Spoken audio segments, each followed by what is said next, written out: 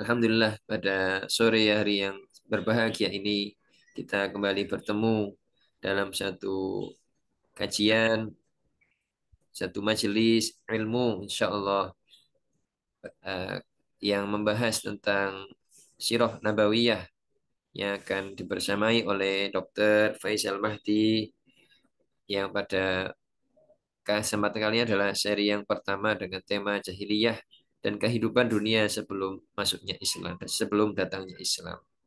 Kita mulai kajian kali ini dengan membaca Ummul Quran Al-Fatihah. A'udzubillahi minasyaitonirrajim.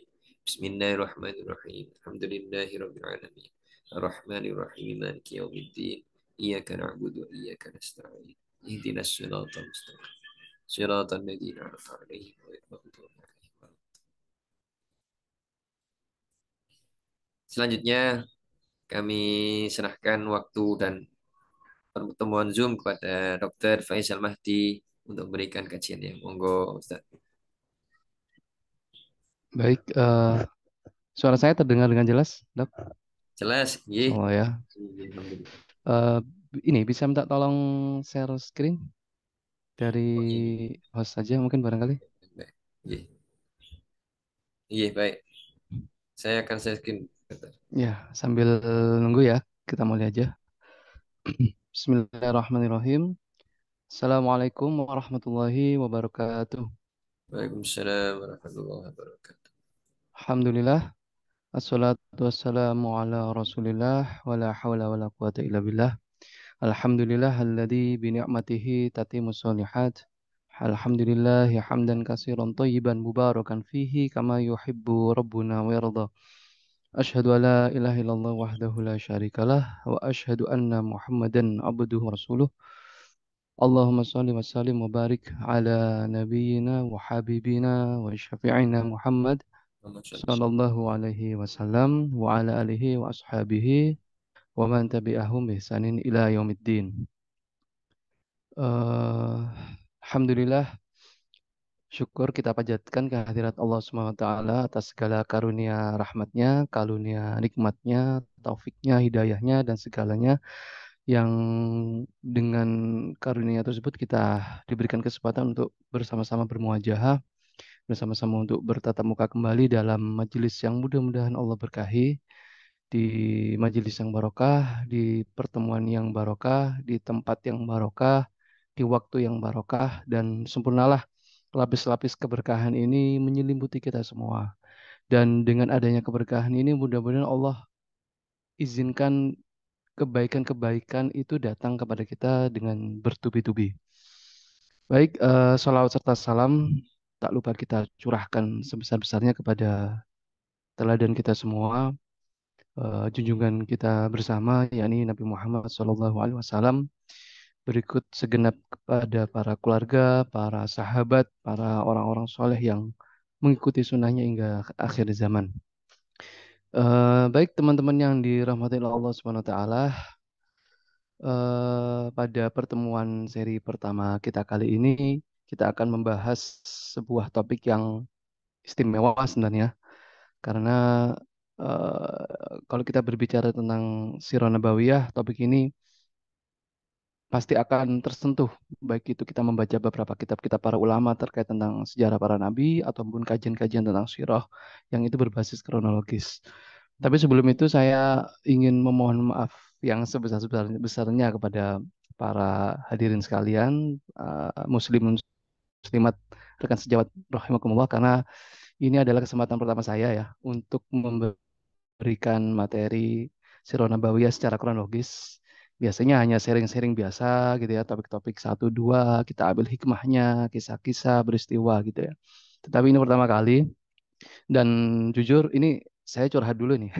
Curhat dulu kenapa? Karena pengalaman pertama, jujur ada tanggung jawab dan beban yang saya harus emban di sini. Karena yang kita bahas adalah sosok yang istimewa ya, sosok yang paling menarik yang pernah Allah hadirkan di muka bumi ini.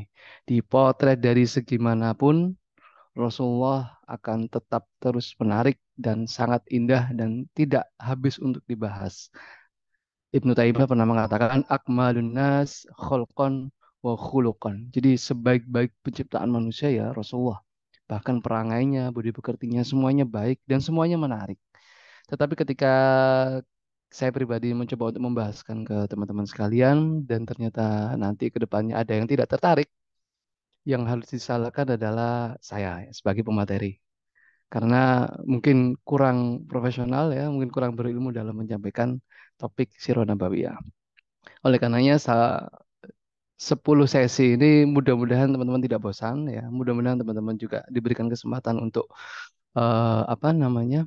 hmm, dibukakan hikmah oleh Allah agar bisa mendapatkan ya setidaknya ada konsistensi lah kita bersama-sama bareng untuk mengenal sosok Rasulullah SAW. Ya intinya di awal ini kita kenalan dulu lah dengan sosok yang istimewa ini ya. Tetapi berbicara tentang Sirah Nabawiyah tentu saja tidak berhenti di sosok Rasulullah saja ya. Dan tidak berhenti ketika Rasulullah wafat juga ya. Jadi kita berbicara surah Nabawiyah itu guru saya bilang adalah landasan kelahiran sebuah peradaban. Karena letak starting point-nya ada di surah Nabawiyah ini. Kemudian Allah berikan pencerahan kepada seluruh umat manusia. Allah berikan petunjuk dengan penjelasan yang dilakukan oleh Rasulullah. Dari situlah terbentuk sebuah akar peradaban yang terus nanti akan berjalan secara gemilang dari tahun ke tahun. Nah, ketika Sirah Nabawiyah ini dibahas secara sisi-sisi seperti itu, pola-pola kebangkitan peradaban itu cukup menarik. Ketimbang nanti apabila kita ngomong masalah tentang hanya kutubukan peristiwa. Jadi sejarah itu kan, Sirah ini kan sejarah. Dan sejarah itu identik sesuatu yang membosankan ya. Saya yakin teman-teman di sini, ya tidak tahu ya, mungkin ada yang suka sejarah, ada ya. Tapi eh, kalau kita mendengar kata sejarah dulu waktu di bangku SMP, SMA itu sudah ciut duluan gitu. Karena ya tidak lepas dari kumpulan peristiwa, kumpulan tanggal, bulan, tahun, ngafalin nama-nama orang. Nah, itu kan sesuatu yang tidak menarik. Sirah Nabawiyah mungkin berisiko juga seperti itu nanti ya. Makanya coba nanti kita potret bahwa sisi-sisi yang lain yang itu tak kalah menariknya, yaitu sisi-sisi bagaimana Rasulullah membangun sebuah peradaban di situ. Ini penting soalnya. Karena kita harus tahu ada permasalahan yang lebih mendasar dari segalanya. Ketika kita menghadirkan Rasulullah di apa namanya, mengkaji tentang Rasulullah, diutusnya Rasulullah itu, bahwa kemunculan Islam di muka bumi itu adalah titik awal perubahan dunia secara keseluruhan. Kita mengenal kata jahiliyah kan ya. Kita familiar dengan kata itu. Nanti sedikit banyak kita bahas. Dan itu dialami oleh seluruh manusia tidak terbatas di masyarakat Arab saja. Di seluruh dunia itu disebut dengan jahiliyah.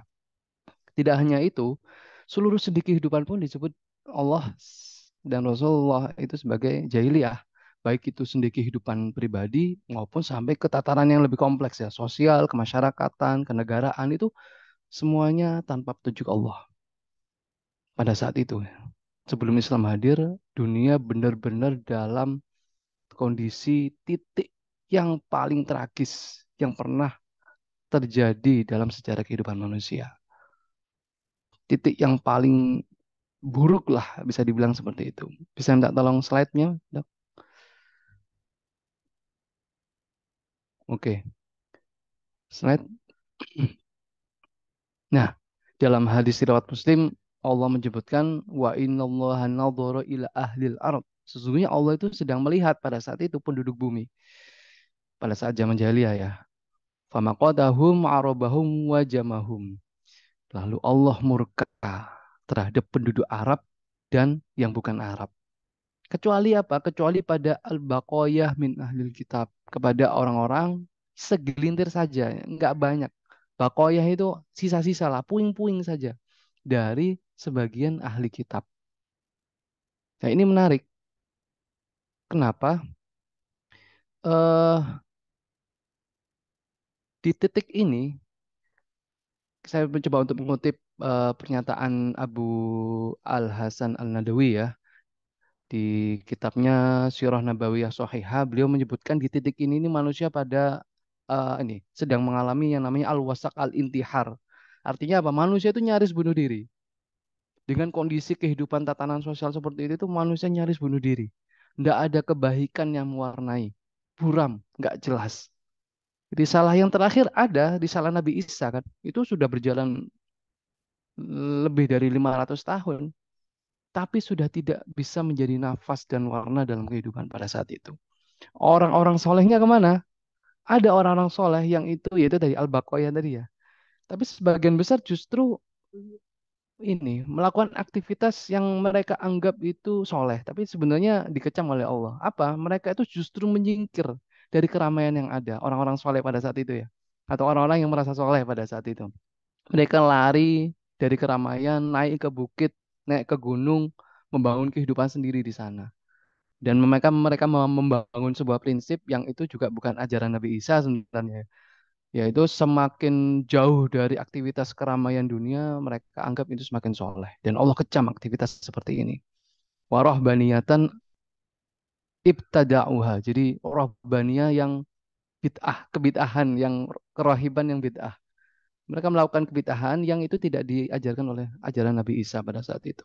Mereka lari dari tanggung jawab sosial. Nah, kalau orang-orang solehnya naik ke gunung, naik ke bukit, yang ada di kota siapa? Tentunya orang-orang yang bejat, orang-orang yang rusak, orang-orang jahat. Bisa dibayangkan. Nah, kalau kita hari ini ya, hari inilah, kita bersyukur kita hidup di zaman sekarang ini. Kalau kita hari ini menemukan orang yang paling bejat, ya, orang yang buruk sekalipun di zaman sekarang, mereka pasti akan tahu. Kalau mereka ingin tobat itu mereka mau kemana, mereka akan tahu. Entah mau ke masjid, banyak, ke ustadz, banyak, atau bahkan kalau punya jajan ngeklik di YouTube, ngeklik kajian, ada kebaikan di sana. Jadi orang, mohon maaf ya, orang busuk hari ini, kalau ingin tobat itu tahu mau kemana gitu. Tapi di zaman jahiliyah dulu enggak. Orang yang ingin tobat nyari kebenaran itu susah, enggak tahu harus kemana lagi. Makanya benar kata Imam apa namanya Abu Hasan Al Nadawi tadi, al wasak al intihar. Jadi ya manusia nyaris bunuh diri, nyaris bunuh diri. Walaupun agama Nasrani ada, tapi agama Nasrani ini yaitu tadi ya tidak menjadi warna, meskipun dijadikan agama resmi oleh bangsa Romawi. Ada Romawi Barat, ada Romawi Timur ya. Kalau Romawi Barat itu nanti ada petanya, itu pusatnya di Roma, di Vatikan ya, Katolik ya, Kristen Katolik. Sedangkan Romawi Timur pusatnya di Bizantium atau sekarang adalah Konstantinopel ya, atau Istanbul sekarang itu. Itu pusatnya di situ. Itu Ortodoks, Kristen Ortodoks, Nasrani Ortodoks. Itu diadopsi agama Nasrani di kehidupan mereka. Tatanan kehidupan negaranya, kurikulumnya agama Nasrani. Bahkan nggak hanya di Eropa saja, sampai menyentuh Afrika kan, Mesir itu juga di bawah kekuasaan Roma. Naubah, Habasyah, sebagian Yaman, kemudian sebagian Syam itu juga yang berlaku adalah agama Nasrani. Agama yang didawakan ya mereka klaim adalah Nabi Isa, tapi tidak ada artinya. Tidak ada petunjuk Allah dalam kehidupan manusia pada saat itu. Dan itu adalah masalah yang sangat besar. Dan di tengah masyarakat yang nyaris bunuh diri tadi, itu Allah menurunkan kasih sayangnya. Bisa slide? Ya, ya di masyarakat yang nyaris bunuh diri tadi ya teman-teman, itu Allah menurunkan kasih sayangnya. Ini luar biasa. Dengan rahmatnya Allah memunculkan Islam, menurunkan wahyu yang terakhir, mengutus Rasul yang terakhir. Ibnu Katsir dalam kitabnya Al-Bidayah wa Nihayah menjelaskan dalam permulaan kerasulan ya, di bab permulaan kerasulan, beliau mengatakan falamma ardallahu rahmatan ibad.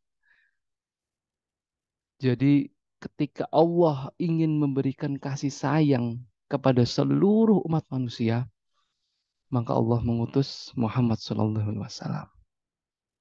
Rasulullah ternyata adalah perwujudan kasih sayang dari Allah. Padahal umat tadi ya, umat itu layak untuk dihabisi kan. Ya. Allah sudah murka, Allah sudah memberi statement Allah murka pada umat itu. Dan layak dihabisi sebagaimana umat-umat sebelumnya kan.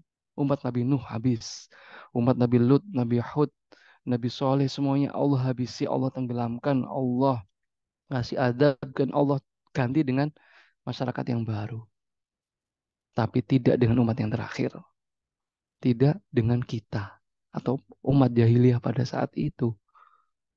Beda, Allah perlakuan beda. Tidak dihapus, tidak dilibas, tidak dimusnahkan. Falamma andallahu rahmatan ibadah. Allah ingin mencurahkan kasih sayang sederas-derasnya. Allah utus Rasulullah Sallallahu Alaihi Wasallam. Jadi kalau kita ingin tahu kasih sayang terbesar dari Allah Subhanahu Wa Taala pada kehidupan kita, yang seharusnya itu Allah itu memusnahkan, ya, layak untuk memusnahkan masyarakat pada saat itu, umat terakhir pada saat itu, ternyata Allah ingin memberikan kado terindah buat umat, yaitu Rasulullah Sallallahu Alaihi Wasallam. Rasulullah bilang sendiri kan, Ana rahmatul mu'dah, Ana rahmatul muhdah. Aku ini adalah kasih sayang dari Allah, dari Rob untuk kalian yang terberi. Jadi aku adalah kado dari Tuhan, kata Rasulullah. Dan kita harus tahu kedudukan ini. Kita harus tahu. Siapa sih yang nggak mau diberi kado oleh Allah? Siapa sih yang nggak mau diberi kado? Allah SWT yang seharusnya mengadab, justru memending azab ini, urung, kemudian diganti dengan kado. Diganti dengan kasih sayang. Ada nggak sih yang menerima kado? Kalau kita menerima kado dari orang tua, dari pasangan, atau dari orang yang kita cintai, kita kasih, kita terima kan ya? Kita senang sekali menerima kado, pemberian, hadiah istimewa. Tetapi ternyata teman-teman, kado dari Allah ini daripada yang menerima dibandingkan dengan yang menolak, itu kali ini lebih banyak yang menolak. Dari 7 miliaran manusia di muka bumi pada saat ini, hanya 1, sekian yang Islam. Dan dari 1, sekian yang Islam, 1, M sekian yang Islam, itu hanya sedikit sekian persen yang berkomitmen pada Islam. Dan berapa persennya lagi yang hanya menyadari, mengetahui bahwa ada kado terindah dari Allah SWT. Pertanyaannya yang itu harus kita jawab di masing-masing dari kita, ya. Apakah kita masih mengakui dan menghargai kado dari Allah itu? Dan apakah kita cukup mengenali Rasulullah sebagai kado pemberian dari Allah? Itu masalahnya. Allah ngasih kado, tapi kita kebanyakan nggak bangga, nggak antusias untuk menerimanya. Dan itu bisa kita lakukan hanya ketika kita mengenal Rasulullah Shallallahu Alaihi Wasallam. Teman-teman yang dirahmati Allah,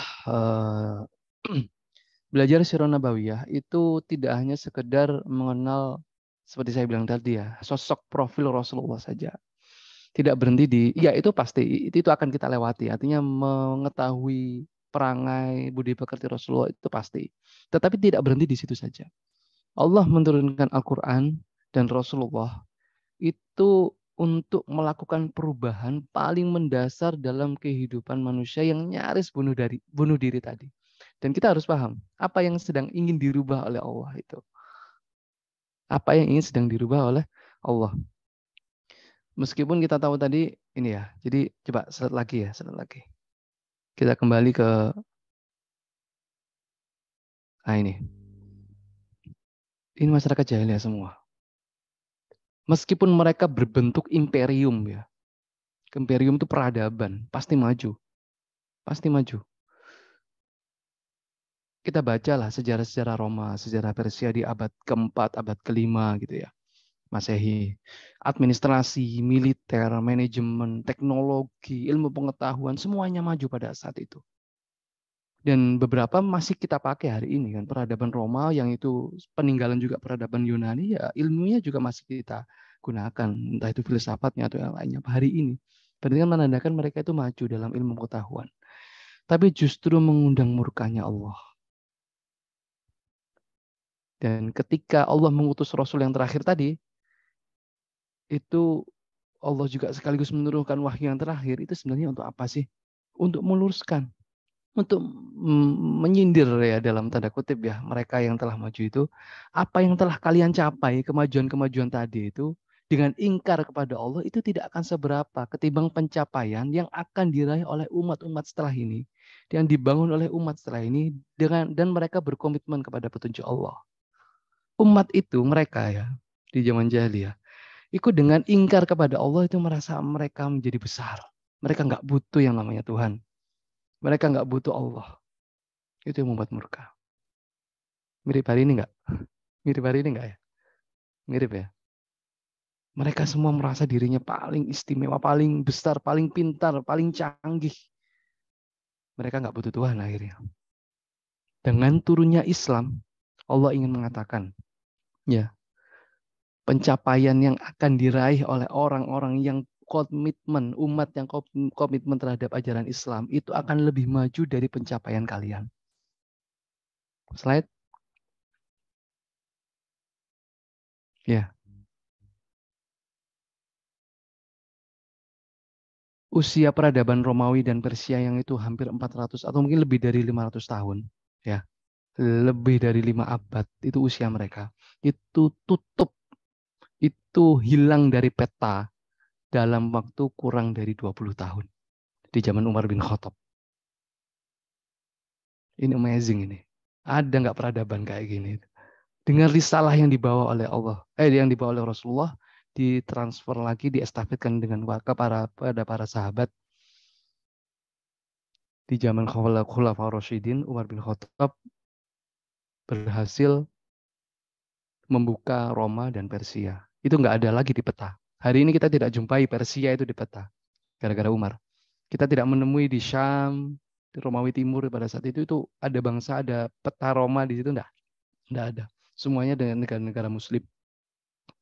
Dan dilanjutkan di kekhalifahan Bani Umayyah sampai ke ujung barat dunia pada saat itu dengan menguasai Andalus. Kalau dikonversi sekarang menjadi kurang lebih hampir lebih dari 30 negara. Itu masuk dalam wilayah Islam dengan pemimpinnya cuma satu. Ini peradaban Islam. Mereka menjunjung. Ya mungkin terlepas dari ada kemajuan dan kemunduran di tengah-tengahnya, tetapi lihat, usia peradaban Romawi yang hanya 500-an tahun, itu dibandingkan dengan peradaban Islam, hampir 1000 tahun usianya. Dan tidak ada satupun imperium atau kekuatan di dunia itu yang bisa menyaingi Islam. Saya kasih contoh, satu aja. Ini panjang ceritanya kalau kita ngomong tentang peradaban ya. Kapan-kapan nanti kalau kita ada kesempatan mungkin bisa kita sharing. Slide, contohnya ini. Teman-teman ada yang tahu nggak ini apa? Kalau ada yang tahu bisa chat di kolom chat. Ini gambarnya apa dan di mana?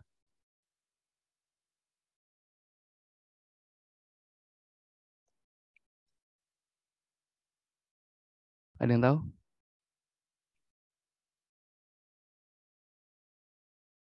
Pas? Mas Pas. Salim gitu. Oh, Itali. Kan ya? Kurang tepat, kurang tepat. Ini saya ambil dari Google ya. Jadi sudah banyak lah gambar-gambar ini berseliweran di Google kalau kita mau browsing. Ini katedral. Oh, makam Rasul. Bukan ya, bukan makam Rasul. Mirip konstruknya mirip Masjid Nabawi, ya enggak? Kotak gitu ya. Ini katedral. Sekarang katedral di Cordoba. Katedral de Mesquita namanya sekarang. Dulu ini adalah masjid. Masjid Cordoba. Ya, arsitek masjid ya dari dulu ya kayak gini-gini. Masjid Nabawi, kotak kayak gini. Kalau kita ke Maroko juga masjid-masjidnya kayak gini, masjid-masjid kuno. Masjid Umawi yang di Damaskus juga kotak kayak gini. Desain standar umat Islam lah pada saat itu. Ini ada maknanya, ada sejarahnya. Ada alasannya kenapa desainnya kayak gini. Dan tengahnya bolong. Itu cerita sendiri. Nah, teman-teman yang dimuliakan Allah, mercusuar peradaban Eropa pada saat itu, zaman keemasan Islam itu ada di Andalus. Sekarang Spanyol ya. Sekarang sudah habis, nggak ada sisanya. Dan pusat peradabannya itu ada di Cordoba. Dan pusat aktivitasnya itu, keilmuan, tatanan politik, sosial, dan sebagainya itu ada di masjid ini. Masjid Cordoba. Nah, saya kasih contoh, salah satu alumninya dari Universitas Cordoba di sini, di Masjid Cordoba ini, ada harganya 60 tapi 4 tingkat. Itu ada yang namanya Gerbet di Aurelian. Telepon. Terus yang kayak gini. Salah satu alumninya itu ada yang namanya Gerbert di Aurillac. Siapa itu? Itu yang kelak akan menjadi Paus Sylvester II di Vatikan. Calon Paus sekolahnya di Cordoba, di Universitas Islam yang paling maju. Dan itu nggak hanya dia aja ya, nggak hanya calon Paus tadi itu aja. Kerajaan-kerajaan Katolik yang itu berada di utara Andalus itu nyekolahin anak-anaknya ya, putra mahkotanya itu di Cordoba. Sebelum nanti mereka menjabat menjadi pejabat, menjadi pemimpin, menjadi raja, untuk mengenyam pengalaman di situ. Sampai segitunya kemajuan peradaban Islam pada saat itu. Itu orang-orang yang non muslimnya ya. Kalau orang Islamnya ya udah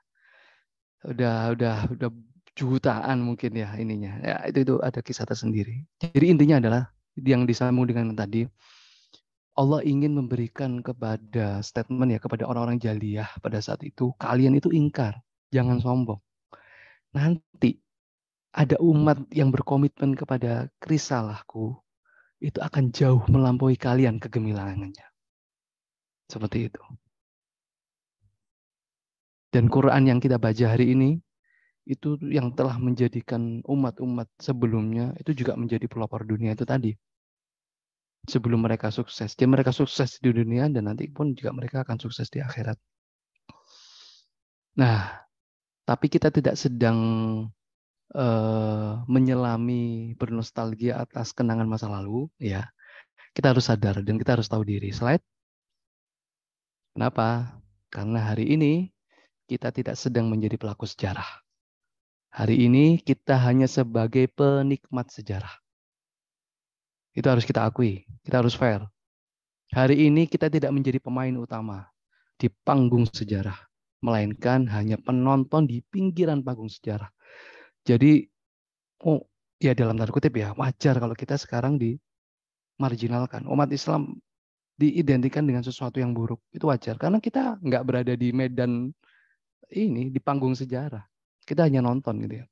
Nonton. Dan itu bukan maksud dari risalah Islam diturunkan. Bukan itu. Ada masalah yang harus segera kita perbaiki di era ini sekarang. Dan saya mengutip perkataan dari Imam Malik ya, rahimahullah ta'ala. Beliau mengatakan, la yuslihu akhiru hadhil ummah illa ma aslaha awalaha. Jadi tidak dapat diperbaiki generasi akhir dari umat ini, itu kecuali dengan cara-cara bagaimana dulu generasi awal itu memperbaiki. Dan inilah manfaat kita mempelajari Sirah Nabawiyah. Karena Rasulullah SAW telah menancapkan risalah ini sebagai landasan kelahiran sebuah peradaban. Dan ditancapkan kerisalahan ini di atas puing-puing jahiliyah. Jadi jahiliyah itu harus diruntuhkan. Nggak boleh. Bersamaan antara risalah dengan jahiliyah itu nggak bisa. Nanti akan kita bahas. Jahiliyah ini harus runtuh. Kemudian di antara keruntuhan jahiliyah ini dibangunlah fondasi-fondasi nilai risalah keislaman oleh Rasulullah dengan petunjuk yang Allah berikan. Slide. Dan ini sebuah keniscayaan dari Rasulullah, kita sekarang menjadi buih. Amerika batuk gitu ya. Kita gempa bumi di sini. Rusia cuma ngumumin mau perang, wah kita harga-harga sudah kalang kabut di negara-negara Islam. Karena kita tidak sedang pemegang peradaban. Tidak seperti yang saya ceritakan tadi, salah satunya di Andalus. Nah, kita sekarang masuk materi. Mudah-mudahan sampai sini teman-teman mencoba. Ini saya sedikit mukadimah saja latar belakang kenapa kok kita harus belajar Sirah Nabawiyah. Bahwa Sirah Nabawiyah itu oke, kita akan belajar profil Rasulullah yang agung itu ya. Tetapi yang enggak kalah pentingnya adalah kita akan belajar bagaimana Rasulullah itu membangun risalah. Ada yang harus diganti, ada yang harus diperbaiki, dan ada yang harus juga dilestarikan dan dibangun. Kita juga harus paham seperti itu. Sehingga nanti kita melakukan aktivitas kita di masing-masing keahlian kita itu kita tahu ke arah mana kita harus belajar sebagaimana atau ke arah mana kita harus melangkah. Karena kehidupan ini nggak hanya untuk kita sendiri kan. Ada misi islah yang itu akan terus tetap diemban oleh masing-masing seorang muslim. Dan kita belajar bagaimana Rasulullah itu membangunnya. Itu inspirasinya nanti akan sangat luar biasa dari surah Nabawiyah. Oke, kita masuk ke materi silakan. Nah, tadi masih mukadimah. Mudah-mudahan cukup. Kita membahas tentang jahiliyah. Apa itu jahiliyah? Bagaimana perkembangannya dan sesungguhnya Islam ini terhadap jahiliyah ini seperti apa? Nanti saya minta tolong diingatkan ya kalau waktunya sudah hampir mendekati. Oke. Sebentar. Teman-teman yang dirahmati Allah SWT, rekan sejawat, rahimakumullah, kata jahiliyah ini tidak asing ya di telinga kita ya, jelas. Kalau kita mau ngomong masalah sejarah Nabi, sejarah Islam pada masa lalu, pasti akan terkait tentang era-era jahiliyah. Dan yang memberikan label jahiliyah itu sebenarnya bukan orang jahiliyah sendiri. Yang memberikan labeling jahiliyah itu adalah Islam. Itu ditulis di dalam Al-Quran. Dan itu menandakan itu adalah kehidupan manusia sebelum Islam. Atau kehidupan awal-awal Islam, awal-awal Rasulullah diutus. Karena Rasulullah berdakwah di masyarakat jahiliyah. Jadi sebelum risalah Islam turun, itu semuanya adalah jahiliyah. Dan dari mana kata ini muncul? Ya dari Islam. Orang-orang jahiliyah tidak mengaku, aku ini jahiliyah. Enggak. Yang memberikan kata jahiliyah itu Islam. Contohnya Abu Jahal ya, Abu Jahal. Yang memberikan nama Abu Jahal kan ya Rasulullah sendiri. Bapaknya kejahilan, bapaknya jahiliyah. Namanya Amr bin Hisham. Jadi kata jahiliyah itu Islam yang mengenalkan. Di dalam Al-Quran, slide, itu setidaknya ada 4 kali pengulangan dari kata jahiliyah. Ada dzon jahiliyah, ada tabaruj jahiliyah. Dzon itu prasangka jahiliyah, ada di surat Ali Imran kalau tidak salah. Kemudian ada hukmul jahiliyah, hukum-hukum jahiliyah, itu dijelaskan di dalam Al-Quran. Ada hamiyatal jahiliyah, kesombongan jahiliyah. Ada tabaruj, nah ini yang agak sedikit populer ya, tabaruj jahiliyah di surat Al-Ahzab. Itu waqarna fi buyutikunna. Ya, waqarna fi buyutikunna wala tabarujna tabarujal jahiliyah. Tabaruj, jadi apa ya?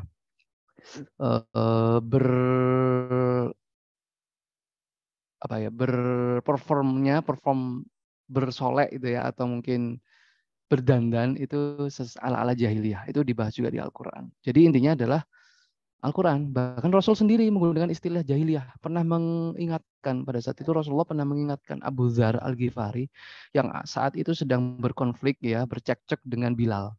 Jadi entah sengaja atau nggak sengaja Abu Dzar ini ngata-ngatain yang berbau rasis kepada Bilal. Ya namanya manusia ya. Langsung ditegur oleh Rasulullah. Inna kamru'u fika jahiliyah. Ada benih-benih jahiliyah di dalam dirimu, wahai Abu Dzar. Jadi seperti itu. Jadi Allah dalam Al-Quran dan Rasulullah sendiri mengenalkan istilah jahiliyah. Sebelum itu belum muncul istilah jahiliyah. Meskipun akar kata jahiliyah, yaitu jahil, itu sudah sangat familiar di telinga orang-orang Arab. Tapi istilah jahiliyah itu istilah yang baru pada saat itu.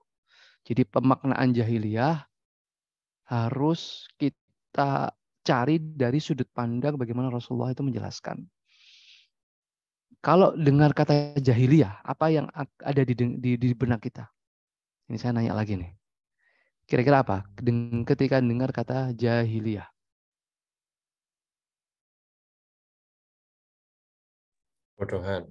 Kebodohan. Ada yang lain? Akar kata jahiliyah kan jahil memang, atau jahil ya, jahlun. Itu memang bodoh ya artinya. Berarti jahiliyah itu sering kita anggap sebagai sebuah kebodohan. Tapi apakah jahiliyah itu maknanya adalah kebodohan? Kejahatan. makna kata jahil bukan jahat sebenarnya ya. Tapi ya bisa lah bilang kejahatan. Kejahatan terhadap apa nanti ada penjelasannya. Makna yang lebih tepat sebenarnya saya kutip dari bisa slide lagi dok. Dari bentar, ini ada 3 poin yang bisa lupa. 3 poin yang sering ada di benak kita ketika kita mendengar kata jahiliyah. Betul ya, ketidaktahuan. Seseorang yang itu nggak tahu apa-apa, no knowledge ya, tidak ada pengetahuan terhadap sesuatu apapun. Atau bahasa kita bodoh orang gitu. Tapi ada yang bilang kebodohan itu ya sudah diajari, sudah dikasih tahu, tapi masih belum mengerti juga. Itu bisa dibilang jahiliyah. Ini di benak kita ya, di benak kita. Ada juga orang-orang yang mengatakan jahiliyah itu identik dengan sesuatu yang berbau primitif. Ya tidak beradab ya. Orang ini apa namanya? Tidak ada ilmu pengetahuan yang mengiringi orang itu, maka disebut dengan primitif. Apakah itu jahiliyah? Sesungguhnya maknanya. Padahal jahiliyah ini adalah masalah yang sangat kompleks. Kita tidak bisa memaknai jahiliyah ini hanya dari bahasa saja. Ada sesuatu yang lebih rumit yang nanti harus dijelentrehkan lagi gitu ya, tentang makna jahiliyah. Dan itu Quran menyebut kehidupan dunia sebelum risalah ini hadir itu adalah jahiliyah. Slide. Padahal seperti saya sudah singgung tadi ya, sebelumnya sudah berdiri negeri-negeri, imperium-imperium besar yang tentu saja itu mereka semuanya berperadaban. Sudah kita singgung tadi, ada Romawi, ada Persia, ada tatanan administrasi, manajemen militer yang itu juga mereka ya canggih pada saat itu. Tapi mereka masuk kategori jahiliyah. Apakah mereka bodoh? Apakah mereka tidak berpengetahuan? Coba kita geser ke masyarakat Arab. Slide. Atau masyarakat Quraisy dan Mekah ya pada saat itu. Ya memang sih nggak semaju 2 imperium besar ya, Romawi sama Persia tadi. Tapi juga nggak terbelakang Mekah atau orang-orang Quraisy itu. Tapi mereka disebut Allah juga jahiliyah. Mekah itu disebut sebagai pada saat itu sebagai Ummul Qura, ibu kota. Jadi Jazirah Arab itu punya banyak kota dan salah satu atau mungkin satu-satunya kota yang top of the top pada saat itu adalah Mekah. Jadi kota metropolisnya Jazirah Arab pada saat itu adalah Mekah. Nah, Mekah bahkan dijadikan menjadi 2 pusat aktivitas yang besar, yaitu aktivitas aktivitas peribadatan, karena di situ ada Ka'bah, jadi pusat keramaian, dan juga pusat perdagangan. Menjadi sentral perdagangan yang paling menguntungkan, apalagi di musim haji. Ada namanya pasar-pasar besar di sana yang setiap musim haji itu pasti orang akan berdatangan ke sana, beraktivitas ekonomi di sana, dan omsetnya pun juga luar biasa besar. Ada pasar Ukaz, ada pasar Mijana, ada pasar Dulmajaz. Itu di zaman jahiliyah itu menjadi pasar yang luar biasa, paling maju. Kalau kita sekarang, kenapa orang yang berduit, yang berkelas, kalau nyari barang itu ke Singapura? Kok nggak ke Tanggulangin gitu ya? Atau kalau nggak ke DTC Wonokromo. Yang ingin nyari barang yang branded ya nyarinya di Singapura lah, orang berkelas. Karena di Singapura itu berhasil mengelola tatanan perekonomian dengan profesional dan jaringannya pun mendunia. Transportnya, fasilitasnya itu juga mudah, sangat memanjakan orang-orang yang beraktivitas transaksi di sana, nyaman dan seterusnya. Mekah juga dulu seperti itu. Mekah itu sebagai pusat perdagangan yang dirujuk oleh semua bangsa Arab. Luar biasa. Makanya dijadikan Ummul Qura. Dan nggak hanya itu saja, ini yang dahsyat teman-teman. Orang-orang Mekah itu tidak hanya berjaya di negerinya sendiri saja. Mereka juga menyentuh aktivitas perdagangan di luar negeri. Pedagang-pedagang besarnya ya, pengusaha-pengusaha besarnya ya di Mekah, orang-orang Quraisy lah. Crazy rich-nya orang-orang Quraisy itu aktivitasnya luar negeri.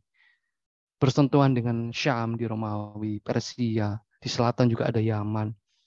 Ke Afrika juga, berarti jalur laut ya, ada Mesir dan Habasyah di sana.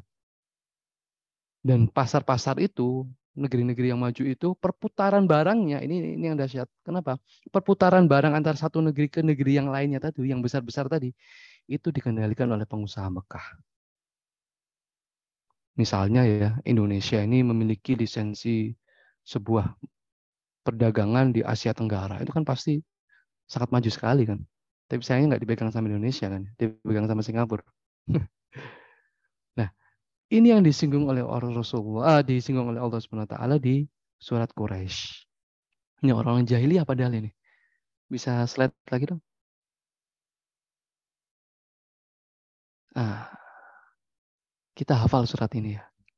Ini termasuk surat yang hampir tiap hari kita baca barangkali. Saking pendeknya. Tetapi makna dari surat ini itu tidak sesederhana pendek ayatnya. Ada 4 makna di sini karena ada 4 ayat. Saya bahas yang pertama aja karena waktunya juga nggak banyak. Tentang ilaf Quraisy, li ilafi Quraisy. Bahwa surat ini memberikan keterangan orang-orang Quraisy di Mekah itu memegang peranan penting dalam perdagangan dunia pada saat itu. Jadi sebenarnya materi sendiri tentang ilaf Quraisy dan nanti nyambung ke Al-Fil juga ya. Tapi karena hanya 10 seri, coba saya mampatkan, saya sedikit sentuh di sini ya tentang ilaf Quraisy. Ini materi besar sendiri sebenarnya. Mudah-mudahan nyetut. Jadi ada yang namanya ilaf, teman-teman. Orang Quraisy itu memegang namanya ilaf. Kalau di terjemahan artinya kebiasaan. Agak nggak pas kalau kita, apa sih kebiasaan? Kebiasaan dagang. Maksudnya kayak gimana? Nah, itu nggak keluar kalau kita baca terjemahan. Tapi kalau kita membahas sirah, itu keluar ini maknanya. Luar biasa. Apa? Ilaf itu adalah lisensi yang itu dipegang oleh orang-orang kafir Quraisy. Lisensi apa? Lisensi berdagang di masing-masing negara tadi. Dan lisensi untuk mendapatkan jaminan keamanan. Jadi orang Quraisy itu bebas dagang kemana aja. Ke Roma, ke Persia, ke Yaman, ke Mesir, ke Habasyah. Dan bahkan mengatur peredaran barang pada saat itu. Roma, Persia itu perang. Itu musuh abadi. Sepanjang tahun pasti perang. Nggak mungkin pedagang-pedagang Roma itu ke Persia. Begitu juga sebaliknya, nggak mungkin pedagang-pedagang Persia itu langsung dagang ke Roma. Tapi kan aktivitas perekonomian tetap harus berjalan. Dan Quraisy itu dengan cerdik memanfaatkan ini. Ini pinternya Quraisy. Dia bisa menjadikan perantara antara dua pasar itu. Dan menariknya di tulisan Imam At-Tabari ya di dalam kitab tarikhnya, kurang lebih 100 sampai 150 tahun sebelum Rasulullah hadir, itu beliau menulis ada barang-barang yang didagangkan oleh orang-orang Quraisy. Apa aja? Ada gading, yang ada keramik, ada sutra. Itu emang berasal dari mana? Enggak dari Arab. Gading yang dari Afrika. Emang gajah hidup di padang pasir? Enggak kan? Kemudian sutra, keramik itu dari mana? Ya dari Cina. Itu Quraisy berdagang komoditi seperti itu. Bahkan di Imam Tabari mengatakan orang-orang Quraisy itu juga mendagangkan komoditi yang bernama fulful atau filfil. Artinya cabai. Emang cabai dari mana? Ya dari Nusantara lah. Bayangkan. Persentuhannya Quraisy itu sampai sejauh itu. Oke, mungkin dari India, tapi kan juga nggak hanya dari India saja. Dari perdagangan jalur laut Nusantara pun juga nyampe itu ke Saudi, ke Jazirah Arab. Dan itu diperdagangkan, didistribusikan ke Eropa, ke Afrika, dan seterusnya. Lihat, ini hanya menjelaskan teman-teman bahwa Quraisy dan Makkah dengan sistem kehidupan yang seperti itu, yang maju secara perekonomian seperti itu, yang tidak sesederhana yang kita bayangkan, itu masih dibilang jahiliyah. Padahal itu jelas jauh dari kata bodoh, jauh dari kata primitif, jauh dari kata terbelakang. Tapi disebut jahiliyah. Sebenarnya apa toh jahiliyah itu ya? Kita masuk ke definisi yang disampaikan oleh Malik bin Nabi. Slide. Salah satu cendekiawan Muslim ya dalam tulisannya di kitab Syurut An-Nadhah. Beliau mengatakan, ini, ketika Islam memandang wasaniyah. Wasaniyah itu jamaknya dari ausan. Artinya pemberhalaan.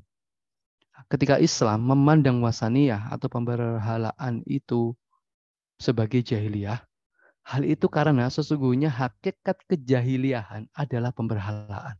Nah ini poinnya di sini, entry poinnya di sini. Kejahiliahan itu identik dengan pemberhalaan atau ausan atau wasaniyah. Dan berhala itu tidak identik, tidak selalu berbentuk patung. Ya, patung atau sonam ya atau asnam itu patung itu bisa jadi berhala. Tapi selain patung juga bisa jadi berhala. Dan ketika Islam memandang wasaniyah ini sebagai kejahiliahan dan bahwa hakikat jahiliyah itu pemberhalaan, maka inilah yang dikontra oleh Islam. Kenapa? Karena wasaniyah itu jauh dari apa yang akan dilahirkan oleh Islam. Wasaniyah itu menjadikan apa ya? Contohnya wasaniyah itu menjadikan sesuatu benda lah atau selain benda juga non materi itu nilainya lebih dari apa ya? Dari yang seharusnya bernilai itu. Contohnya batu. Ya batu kan gitu aja kan. Tetapi orang-orang jahiliyah menilai lebih batu ini sehingga bisa disembah. Kayu dibagi dua. Satu diukir jadi patung, disembah. Satu dipotong kecil-kecil jadi kayu bakar. Dinilai lebih untuk agar bisa disembah, disucikan, disakralkan. Gandum, ini yang lucu gandum ini. Tuhan dari gandum. Mereka membuat gandum, adonan, membuat ya patung kecil-kecil itu dalam perjalanan untuk disembah. Dan sebagian gandumnya dimakan.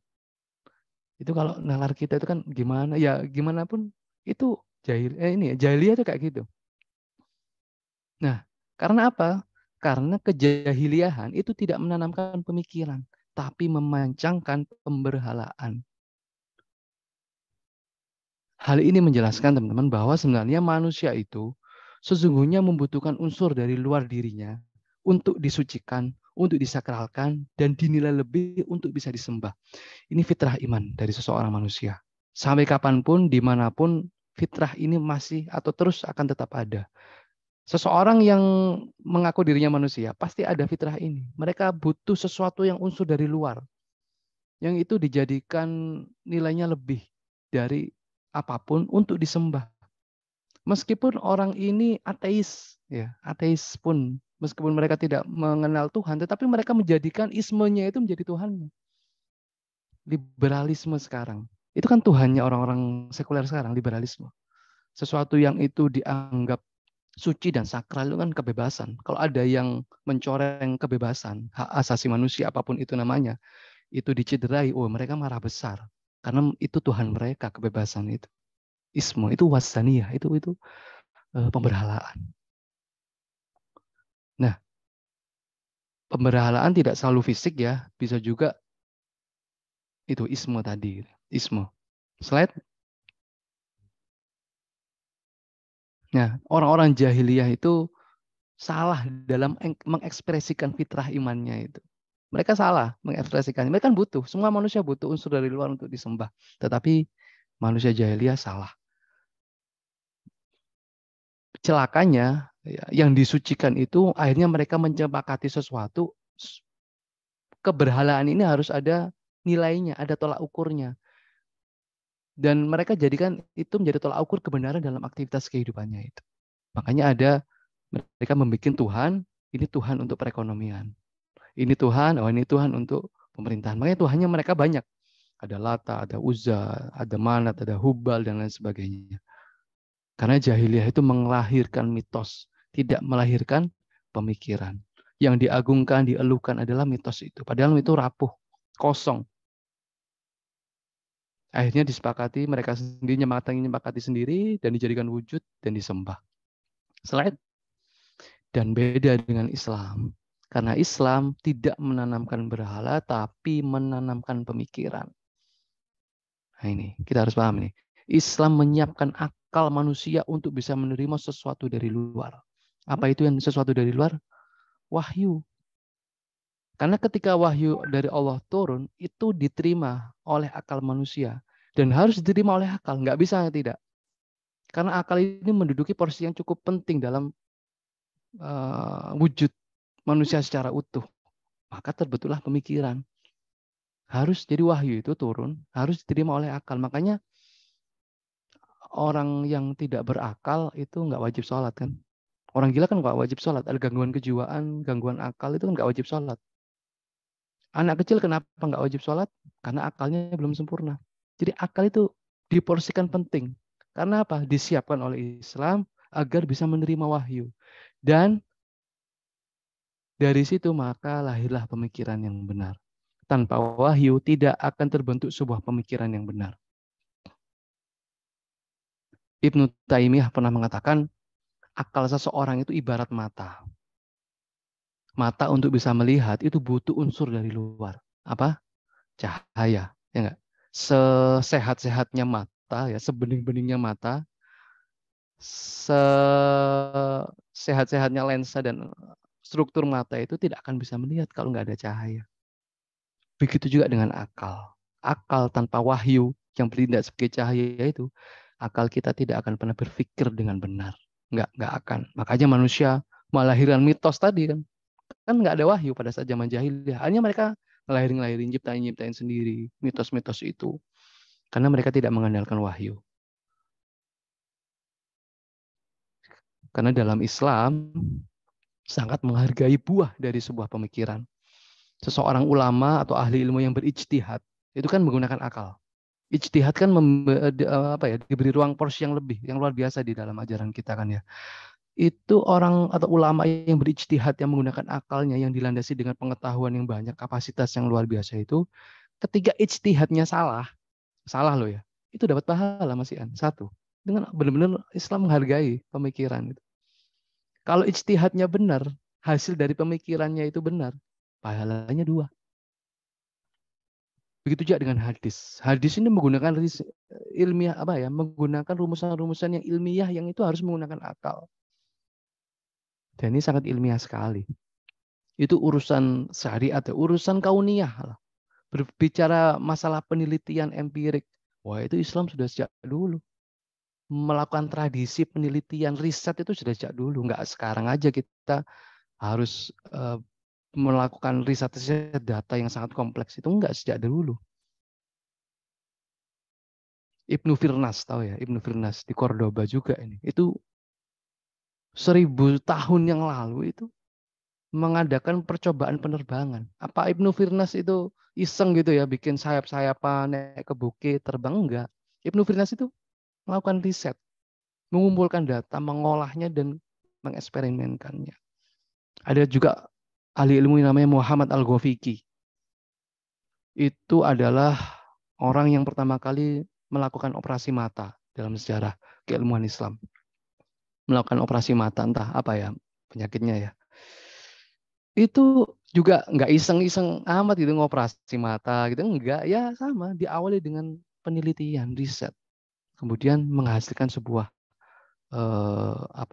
ilmu, dan itu bermanfaat dan dirasakan manfaatnya sampai hari ini oleh masyarakat Spanyol. Orang-orang Spanyol dulu bikin patungnya Muhammad Al-Ghafiqi ini di Cordoba. Saking berjasanya Muhammad Al-Ghafiqi ini di Cordoba. Bahkan bahasa Spanyolnya kacamata itu tahu nggak teman-teman? Bahasa Spanyolnya mata itu gafas. Dari kata Ghafiqi. Jadi ilmuwan Islam itu nggak bisa sebenarnya dihapus. Sejarah Islam itu dihapus dari Andalus itu di Spanyol itu nggak bisa. Banyak istilah-istilah Spanyol itu mengadopsi dari bahasa-bahasa Islam. Nah, itu pembahasan sendirilah. Oke, slide. Nah ini, saya ingin sedikit menjelaskan salah satu praktek jahiliyah pada saat masyarakat Arab. Inna akromakum indallahi atqakum. Ini familiar lah di telinga kita lah. Yang paling mulia, yang paling terhormat di antara kalian adalah yang paling bertakwa. Sebenarnya ayat ini sedang menjelaskan apa sih? Sesungguhnya ayat ini, teman-teman, itu sedang ingin meruntuhkan mitos jahiliyah. Nah, kok bisa? Karena dalam tradisi jahiliyah di Mekah dulu, itu ada satu poin yang sangat dielu-elukan, didengungkan, yaitu yang namanya kehormatan. Masyarakat Arab dulu, terutama di Mekah, itu masyarakat yang gila hormat. Masyarakat jahiliyah itu harus mengejar, mereka semuanya mengejar yang namanya kehormatan. atau kemuliaan. Dan masalahnya kehormatan itu harus didahului, dibangun di atas kekayaan. Nah, ini praktik jahiliyah. Kita mendengar ada praktik jahiliyah mengubur anak perempuan hidup-hidup. Sering kan kita dengar, kalau kita nggak tahu asal-usulnya, sirohnya, itu kita pasti akan beranggapan, wah ini masyarakat jahiliyah, ini masyarakat yang feminim ini ya, apa namanya, mendeskripsikan gender gitu, memarginalkan kaum perempuan. Oh enggak, mengubur hidup-hidup anak perempuan itu orang Arab jahiliyah pada saat itu mengubur anaknya yang perempuan itu bukan karena dia perempuan terus dikubur, enggak. Ada latar belakang jahiliyah yang mendasari itu. Apa? Yaitu tadi kehormatan. Kehormatan. Kalau diskriminasi wanita itu terpraktekkan di masyarakat jahiliyah Arab di Mekah, kita sulit untuk bisa menangkap data ada masyarakat Arab dari kalangan perempuan itu yang luar biasa. Ada pedagang-pedagang besar seperti Khadijah. Itu pedagang besar itu. Ada Ummu Jamil, istrinya Abu Lahab, itu pedagang besar perempuan. Terpandang. Ada juga tokoh Quraisy dulu namanya Al-Khonsa. Itu penyair hebat itu. Ya bahasa kita sekarang selebritis lah. Ya kalau masyarakat Arab itu tidak setara gender ya, maksudnya ya, memarginalkan gender perempuan ya nggak bisa diterima data-data yang seperti itu. Jadi mengubur hidup-hidup anak perempuan itu ada alasannya. Ya itu tadi alasannya kehormatan. Untuk menjadi terhormat orang jahiliyah itu harus kaya. Karena salah satu aktivitas yang itu menjunjung kehormatannya harus dermawan.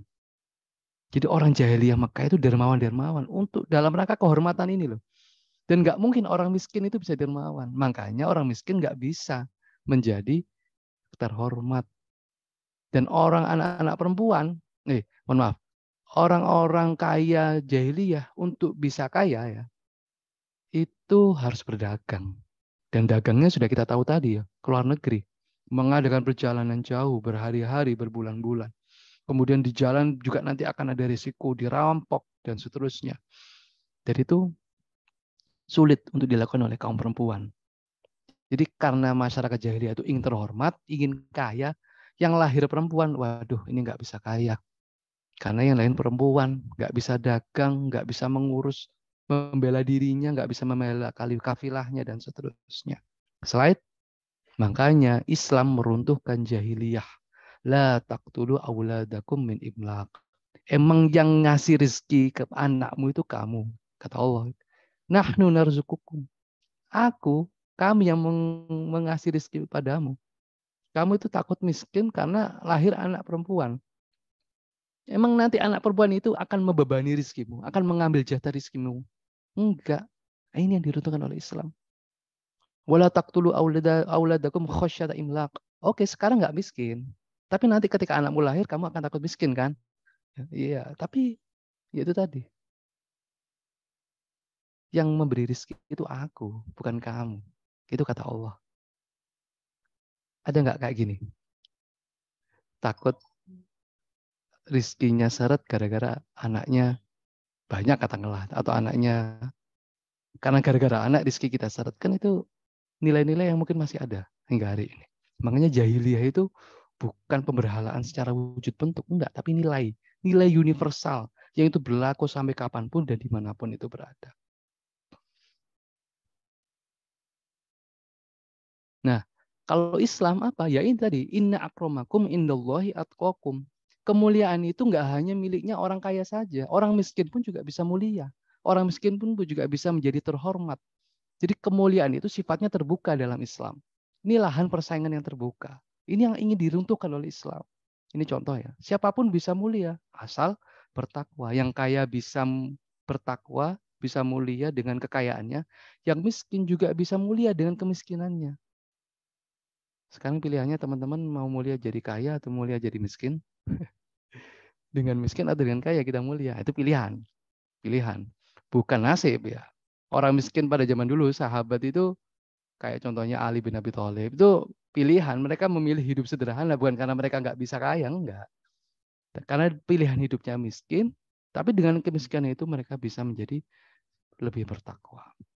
Ini ada kisah menarik ini, teman-teman. Jadi orang-orang sahabat miskin pada saat zaman Rasulullah itu ngadu ke Rasulullah. Kenapa? Karena mereka merasa tersaingi. Iri kepada orang-orang kaya, sahabat yang kaya ini. Sahabatnya juga iri, dengki gitu. Enggak dengki lah, iri lah. Kenapa? Wahai Rasulullah, kami iri kepada orang-orang yang kaya. Sahabat kami yang kaya. Loh, kenapa? Karena kita sholat, mereka juga sholat. Kita puasa, ya mereka juga puasa. Kita beramal baik, ya amar ma'ruf nahi mungkar, ya mereka juga melakukannya.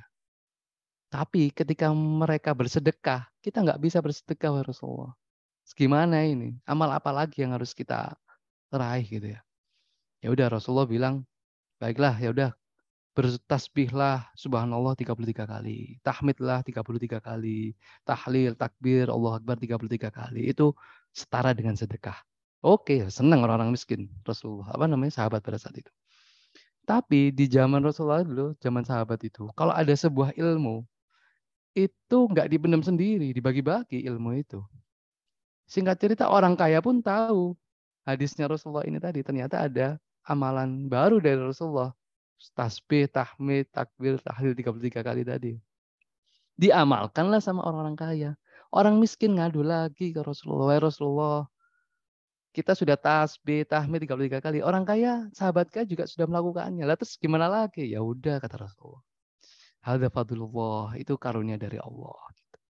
Jadi ukuran kaya dan miskin itu bukan menjadi patokan seseorang bisa mulia atau tidak mulia. Kalau jahiliyah beda. Dan itu diruntuhkan oleh Islam. Nah, terakhir ini slide-nya bahwa Umar bin Khattab pernah memberikan sebuah nasihat yang sangat berharga dan ini kelihatannya kok ngena ya hari ini gitu ya. Innama tunqadu ural Islam urwatan urwatan. Sesungguhnya ikatan Islam itu kan ibarat ikatan simpul-simpul kekuatan gitu ya. Itu ternyata akan terurai satu persatu. Urwatan. Kenapa? Idza nasya'a fil Islam man lam ya'rifu jahiliyah. Apabila orang-orang Islam, kaum muslimin itu tumbuh dalam keislamannya, tetapi mereka tidak mengenal dan mengetahui perkara jahiliyah. Oh, ini penting buat kita. Ini Umar ngomong saat ini ketika sedang nutup Roma sama Persia tadi loh. Sudah sedang bagi-bagi ghanimah ke seluruh kaum muslimin. Nggak ada miskin, nggak ada orang miskin gitu di zaman Umar itu nggak ada. Satu orang di zaman di zaman Umar muslimin itu setiap hari mendapatkan jatah dari Umar itu 50 dinar setiap tahunnya. Jadi 200 juta tiap tahun. Satu orang. Minimal 200 juta tiap tahun. Jadi sebulan berapa? Lebih dari 40 jutaan kan ya? Cukup nggak sebulan segitu? Di titik keemasan seperti itu, Umar berkata, hati-hati kaum muslimin. Kalian akan terurai satu persatu. Kekuatan kalian akan tercerai-berai satu persatu ketika kalian tidak mengenal jahiliyah itu apa dan kalian tumbuh dalam keislaman dengan tidak mengenal jahiliyah. Itu mungkin makanya kita ada orang Islam yang tidak menghargai Islam itu kan karena mereka jangan-jangan ada jahiliyah di dalam dirinya. Kita merasa Islam itu hambar-hambar saja. Ya udahlah, sholat cuma 5 waktu aja lah. Nggak usah ngurusi politik lah, nggak usah ngurusi masalah ekonomi. Islam cukup di masjid aja deh. Itu kan karena jangan-jangan ada unsur jahiliyah dalam diri kita. Kenapa ada orang-orang yang nyinyir, orang Islam itu nyinyir ke orang Islam, ke umat Muslim? Karena ya itu tadi, jangan-jangan ada peristiwa atau mungkin aktivitas paham jahiliyah yang ada di dalamnya. Jadi kita orang Muslim yang awam ini tidak cukup hanya tahu Islam saja, teman-teman. Kita juga harus tahu apa yang sedang ada di dalam kontra Islam, yang sedang diubah oleh Islam, itu kita harus tahu. Yang sedang diruntuhkan oleh Islam itu kita juga harus tahu. Jadi Islam itu seperti saya bilang tadi, itu dibangun dari puing-puing jahiliyah. Jahiliyahnya harus runtuh, baru dibangun nilai-nilai keislaman. Nah, mungkin itu ya yang bisa saya sampaikan. Ketika kemudian kita bertanya, lantas apa praktek-praktek jahiliyah yang itu harus kita waspadai? Apa praktek-praktek jahiliyah yang sedang diruntuhkan oleh Rasulullah SAW dan para sahabat pada saat itu? Banyak ya. Dan simpelnya nanti ketika kita mempelajari Sirah Nabawiyah, otomatis itu semua nanti akan bersentuhan dengan sesuatu yang disebut dengan jahiliyah. Ketika Rasulullah melarang sesuatu, ya berarti itu jahiliyah. Ketika Rasulullah menghindari sesuatu, ya berarti itu jahiliyah.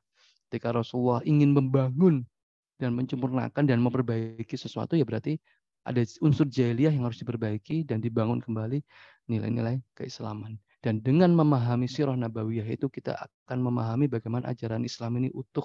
Rasulullah itu membangun sebuah konstruk yang itu nanti kita pahami secara utuh.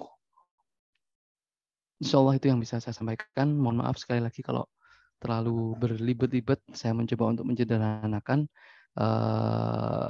Saya akan kembalikan ke MC moderator. Wallahu ta'ala alam bisawab. Jazakallah khair Dr. Faisal Mahdi atas penjelasannya tentang sesi yang pertama ini. Mungkin dari hadirin ada yang ingin menyampaikan sesuatu, berpendapat atau bertanya, monggo persilakan. Di kolom chat ada yang mau bertanya juga boleh, atau secara langsung. Itu ada yang bertanya sejak kapan sebenarnya masyarakat itu disebut jahiliyah? Ya, mungkin langsung saya jawab ya. Okay. Tadi sudah disinggung kalau tidak salah. Jadi pelabelan jahiliyah ini kan yang melabeli Islam. Untuk menjelaskan aktivitas era fatroh ya. Artinya Rasul terakhir kan Nabi Isa alaihissalam dengan risalahnya, tapi ternyata dikeselewengkan, disimpangkan oleh manusia pada saat itu sampai Rasulullah turun. Nah, di antara era ini disebut dengan jahiliyah. Itu sih. Kalau ngomong-ngomong masalah waktu ya, kapan ya? Sebelum Islam turun.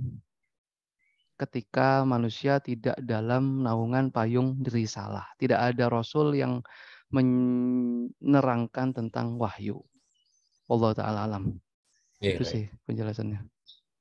Ada Dr. Eko mau bertanya, monggo Dr. Eko. Assalamualaikum warahmatullahi wabarakatuh.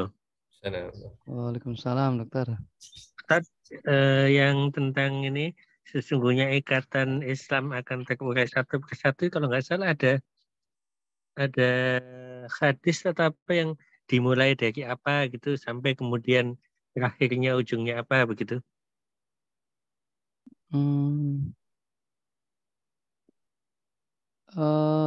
Coba saya cari dulu ya. Kemungkinan ada, dok. Jadi itu Rasulullah berarti yang menjelaskan ya, ada apa namanya, ada urutannya ya, urutan tahapan bagaimana umat ini tercerai-berai, urutannya seperti apa. Dan semuanya kelihatannya juga porsinya adalah berbau jahiliyah gitu ya. Allah Ta'ala bisawab, saya tidak tahu redaksinya secara detail. Kalau tahu nanti coba saya share pernyataan dari Rasulullah ini ya. Kalau nggak salah dimulai dari hukum kalau gitu sampai kemudian meninggalkan sholat. Iya.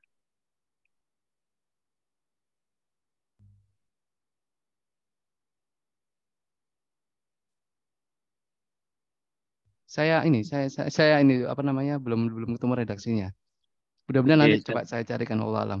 Mohon maaf kalau tidak terrecord di sini ya, artinya tidak saya kutip di sini. Saya hanya mengutip perkataan Umar dulu gitu ya.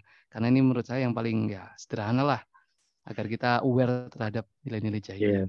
Dan mudah-mudahan nanti kalau misalnya ada bisa menjadi tambahan lah tentang info bagaimana simpul-simpul itu bisa tetap juga harus kita perhatikan tahapan-tahapannya tadi, dok. Allah alam. Ya, saya juga lupa ini apa Nggih. hadis apa dari Umar, saya juga lupa ini. Cuman pernah baca atau pernah Mm-mm. mendengar gitu. Gitu Jazakallah ya, ya. khairan Ustaz. Wah, baik.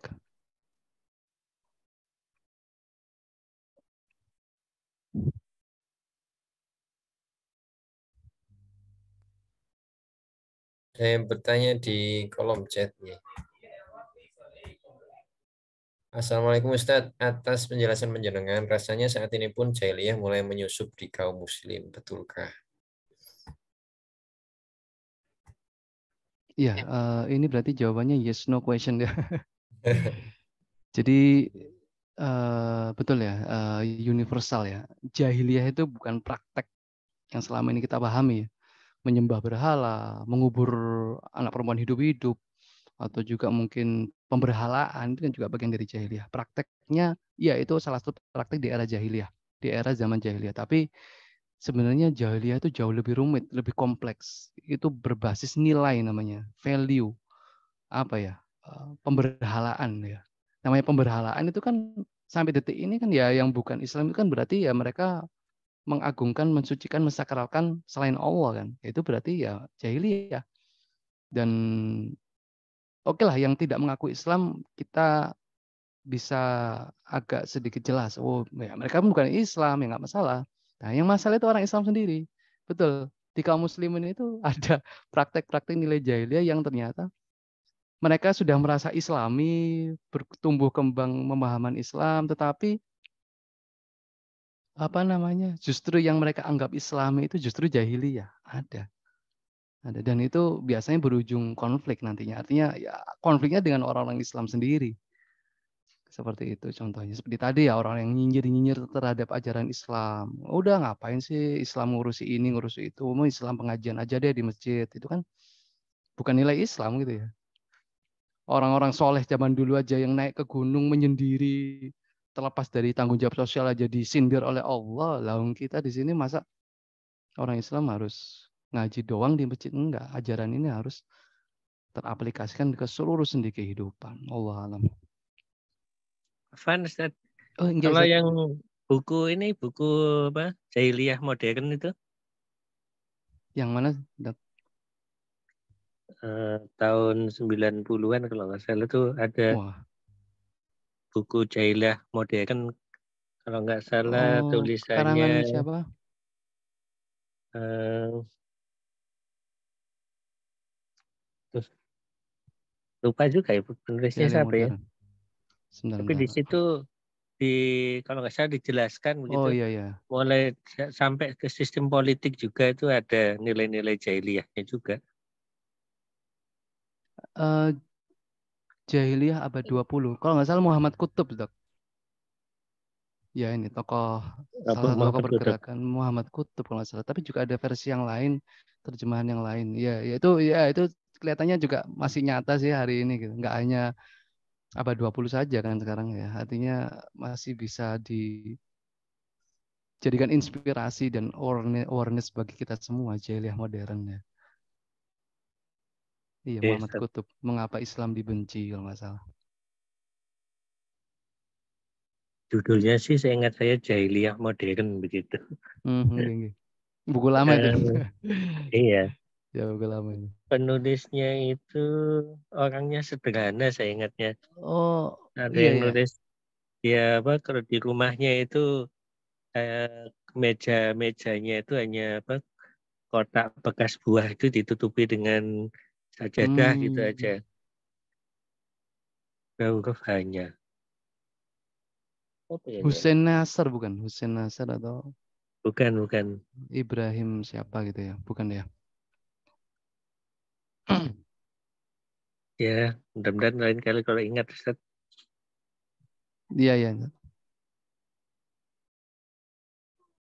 Oke, baik Ustaz.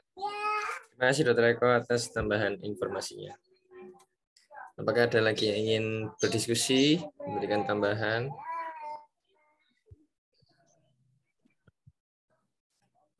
Bila belum ada, mengingat sampun waktunya mendekati maghrib, mohon dibantu memimpin doa Ustaz Dr. Faisal. Ya, baik teman-teman sekalian, rekan sejawat rahimakumullah. Kita tutup akhiri majelis ini dengan berdoa dan kita awali dengan istighfar bersama-sama. Astagfirullahaladzim, astagfirullahaladzim, astagfirullahaladzim. Allahumma shalli wa sallim wa barik ala nabiyina Muhammad wa ala alihi wa sahbihi ajma'in. Hamdan yu'afi ni'amahu yukafi mazida ya rabbana lakal hamdu kama yanbaghi li jalali wajhika wa 'azimi sultanik.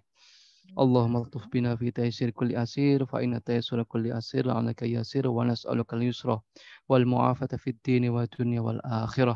Allahumma inna nas'aluka minan ni'mati tamamaha wa minal ismati dawamaha wa minal rahmati shumulaha wa minal afiyati husulaha wa minal aishi arwadah wa minal umri as'adah wa minal ihsani atammah wa minal in'ami a'ammah wa minal fadli a'dzabah wa minal lutfi anfa'ah.